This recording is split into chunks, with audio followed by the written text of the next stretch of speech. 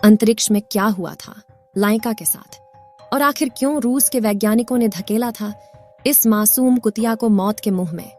मनुष्यों ने जैसे जैसे तरक्की की है, वह किसी भी कठिन कार्य में एक्सपेरिमेंट करने से पहले उन्होंने बेजुबान जानवरों को आगे किया है।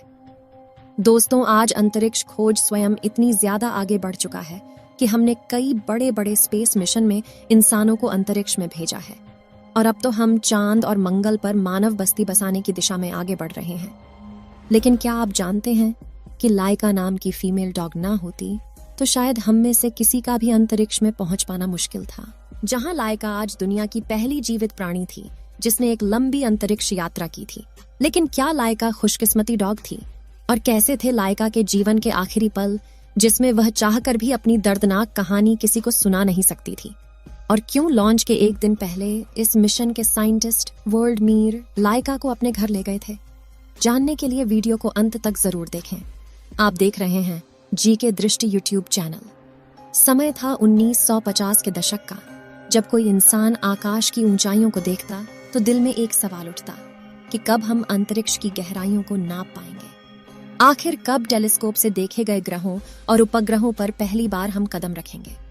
स्पेस के बारे में जानने के इसी ओढ़ में दुनिया भर के कई देश इंसानों को अंतरिक्ष में भेजने के रॉकेट बनाने में लग गए थे, जिसमें अमेरिका और सोवियत यूनियन रशिया के बीच तो मानो स्पेस में जाने की जंग ही शुरू हो चुकी थी, क्योंकि उन्हें लगता था कि जो अंतरिक्ष पर विजय पा लेगा वो दुनिया का सबसे ताकतवर देश बन जाएगा।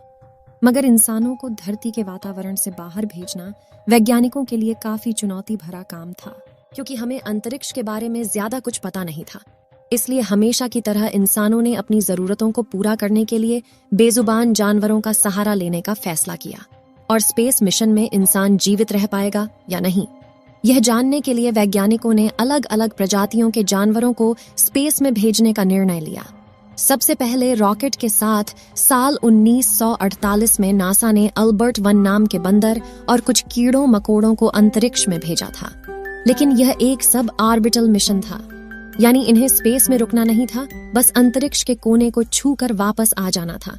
ऐसे ही समय बीतता गया और आया साल 1957, जब रसिया अपने सोवियत स्पेस प्रोग्राम के चलते अंतरिक्ष में भेजने के लिए स्पेस सैटेलाइट डिजाइन कर रहा था।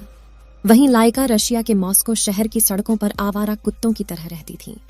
उस वक्त लाइका की भी उम्र 3 साल थी और उसे इस बात का बिल्कुल भी अंदाजा नहीं था कि जीवन का यह साल उसकी पूरी जिंदगी ही पलट कर रख देगा। इसी बीच 4 अक्टूबर 1957 के दिन रशिया ने अपने पहले आर्टिफिशियल और सैटेलाइट स्पुतनिक 1 को सफलतापूर्वक लॉन्च करके लो अर्थ ऑन ऑर्बिट में भेज दिया था। मात्र 23 इंच डायामीटर वाले लोहे की बॉल पर चारों ओर वीडियो एंटीनाज लगे हुए थे। हालांकि इस सैटेलाइट में ज्यादा उपकरण तो नहीं थे, लेकिन रशिया के लिए यह बड़ी जीत थी, क्योंकि इस मिशन से उन्होंने स्पेस रेस में पहली बाजी मार ली थी, जिसके बाद रशिया के वैज्ञानिकों में उत्सुकता जागने लगी। और अमेरिकी स्पेस एजेंसी नासा के फोन दाहोद ने सोचा कि क्या होगा अगर हम अपने इसी सैटेलाइट में किसी जीवित प्राणी को बिठाकर अंतरिक्ष में भेजें। और काफी रिसर्च करने के बाद वह इस निर्णय पर आए कि कुत्ते को अंतरिक्ष में भेजेंगे, क्योंकि एक तो वह हर चीज काफी जल्दी सीख जाते हैं और दूसरा उन्हें बिठाने के लिए स्पेस क्राफ्ट में जगह बहुत कम लगेगी। तो जब वैज्ञानिकों ने यह बात प्रशासन के सामने रखी, तभी रूस के प्रशासन ने इसके लिए हामी भर दी। लेकिन उन्होंने वैज्ञानिकों को टारगेट दिया कि आप यह मिशन 1 महीने के अंदर ही करें, क्योंकि उस समय अमेरिका और रशिया के बीच वर्ल्ड वॉर चल रहा था, जिसके चलते दोनों देश जल्द से जल्द स्पेस मिशन करके एक दूसरे को नीचा दिखाने में लगे हुए थे। अब सरकार की बात सुनकर रूस के वैज्ञानिकों ने हड़बड़ी में आकर सिर्फ 4 हफ्तों में स्पेसक्राफ्ट डिजाइन किया, जिसका जुर्माना आगे चलकर लाइका भुगतने वाली थी। रशिया ने अपने स्पेसक्राफ्ट का नाम स्पुतनिक 2 रखा था, जिसे खास तौर पर एक कुत्ते के लिए डिजाइन किया गया था। अंतरिक्ष यान में एक लाइफ सपोर्ट सिस्टम लगा हुआ था, जिसमें कार्बन डाइऑक्साइड गैस और ऑक्सीजन जनरेटर, और कुत्ते के शरीर को ठंडा रखने के लिए एक फैन रखा हुआ था।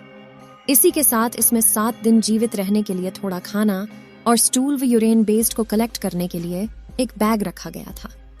इस स्पेसक्राफ्ट का कैबिन स्पेस इतना कम था कि इसमें घूमना बदलना तो छोड़ो, बल्कि हिलने डुलने के लिए भी जगह नहीं थी। यानी कि इसमें बैठने वाले डॉग को लंबे समय तक एक ही जगह पर स्पेसक्राफ्ट में बैठना था। और अपनी मौत का इंतजार करना था, क्योंकि उस वक्त सोवियत यूनियन के पास भी स्पेसक्राफ्ट को अंतरिक्ष में भेजने की तकनीक तो थी, लेकिन वापस लाने की तकनीक की खोज होना अभी बाकी थी। इसलिए हम इसे सुसाइड मिशन भी कह सकते हैं, जहां एक तरफ वैज्ञानिक इस स्पेसक्राफ्ट को रेडी कर रहे थे, वहीं दूसरी तरफ कुछ वैज्ञानिक इस मिशन के लिए सही डॉग चुन रहे थे। और इस मिशन के लिए उन्होंने एक फीमेल डॉग को चुनने का फैसला किया, क्योंकि बचपन से ही इन्हें मुश्किल परिस्थितियों में रहने की आदत होती है। इसी खोज में वैज्ञानिकों को मॉस्को की सड़कों से 3 डॉग्स मिले, जिनका नाम उन्होंने अल्बीना, मुस्का और लाइका रखा। फिर इन तीनों को ट्रेनिंग के लिए ले जाया गया, और जैसे हमने आपको पहले भी बताया कि स्पुतनिक 2 का केबिन बहुत ही ज्यादा छोटा था, इसलिए वैज्ञानिकों ने इन तीनों को 20 दिनों के लिए छोटे से केबिन में रखा, ताकि जब स्पुतनिक 2 के केबिन में बैठे तो घबराकर उछल कूद न करें। फिर उन्होंने इन तीनों डॉग्स को सेंट्रीफ्यूज डिवाइस में बिठाकर रॉकेट लॉन्च किए। मिशन के दौरान उनका क्या हाल होता है वह टेस्ट किया। उन्होंने इनको एक ऐसी मशीन में बिठाया जो स्पेसक्राफ्ट जैसी आवाज करती थी। इस दौरान इनके फॉल्स ब्लड प्रेशर को भी मॉनिटर किया जाता था। और ट्रेनिंग के अंत में वैज्ञानिकों ने इन तीनों डॉग्स में से लाइका नाम की फीमेल डॉग को स्पुतनिक 2 में बिठाकर अंतरिक्ष में भेजने का निर्णय लिया। अब स्पेसक्राफ्ट भी रेडी था और लाइका भी अपने मिशन पर जाने के लिए तैयार थी। लेकिन लॉन्च के एक दिन पहले मिशन के साइंटिस्ट डॉक्टर बालवीर लाइका को अपने घर ले गए और एक तरह से खेलने कूदने का मौका दिया, जिसे लेकर उन्होंने अपनी किताब में लिखा था कि लाइका काफी शांत और प्यारी थी।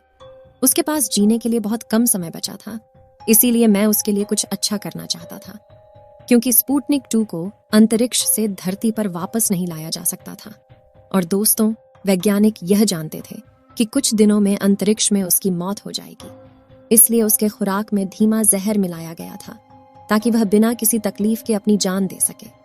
अब मिशन का मुख्य लक्ष्य यह था कि अंतरिक्ष में मरने से पहले लाइका के शरीर का डेटा इकट्ठा किया जा सके।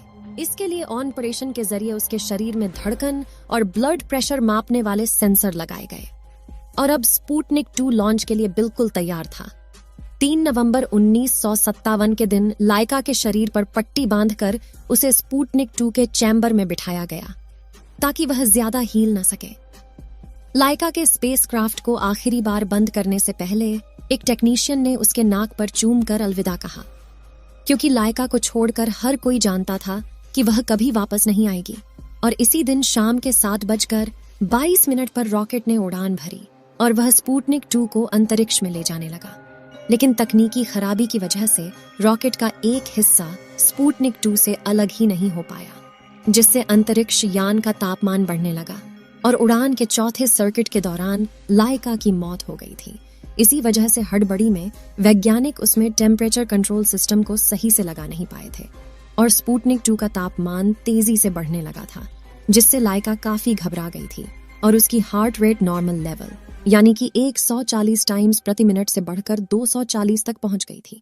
और अंत में वैज्ञानिकों ने उसकी धड़कन को शांत होते सुना। लेकिन आपको यह जानकर हैरानी होगी कि मिशन लॉन्च के बाद रूस ने लाइका की मौत के असली कारण को छुपा दिया था और दुनिया को कहा था कि लॉन्च के 6 दिन बाद स्पेसक्राफ्ट में पर्याप्त ऑक्सीजन खत्म हो जाने की वजह से लाइका की मौत हो गई।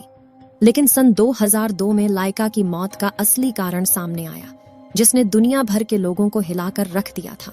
शायद लाइका की मौत के बाद स्पुतनिक 2 करीब 162 दिनों तक अंतरिक्ष में था और उसने लगभग 2570 बार धरती के चक्कर लगाए, जिसके बाद 14 अप्रैल 1958 के दिन स्पुतनिक 2 ने जैसे ही धरती के बाद आवरण में एंट्री ली, तो विस्फोट के बाद लाइका के अवशेषों के साथ टुकड़ों में बंट गया।